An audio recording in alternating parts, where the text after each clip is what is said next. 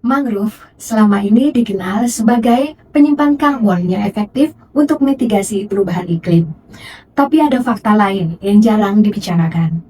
Yaya Ulumuddin, peneliti BRIN mengungkap bahwa mangrove juga bisa melepas gas rumah kaca metana. Ikuti penjelasannya dalam liputan berikut.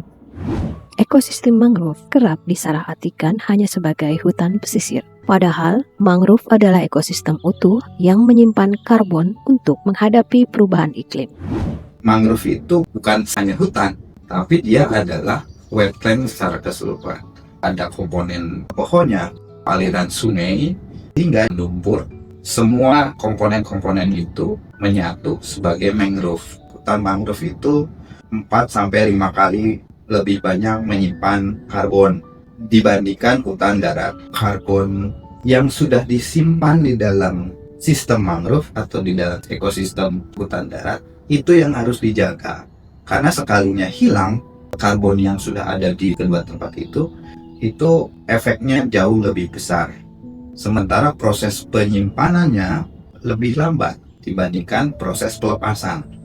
Studi BRIN di Tanah Keke menemukan, selain menyimpan karbon, mangrove juga melepaskan gas rumah kaca metana atau CH4, terutama pada fase awal pertumbuhan.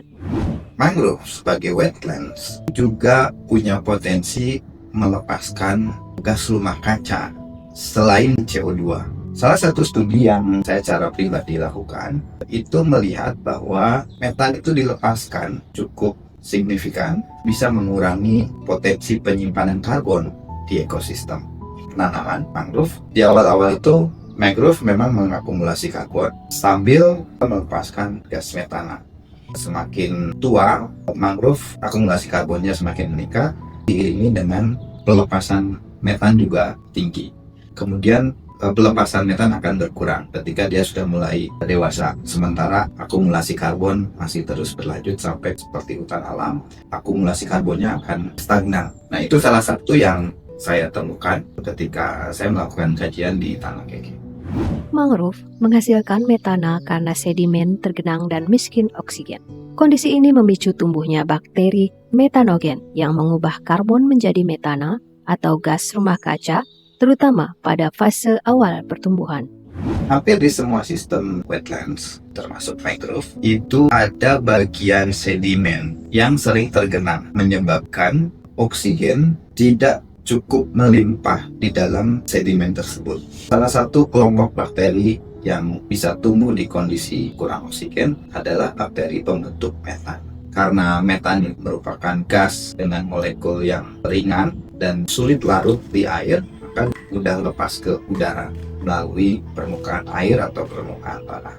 Semakin banyak sumber karbon, maka proses produksi metan semakin tinggi. Peningkatan produksi metan itu seiring dengan mangrove tumbuh.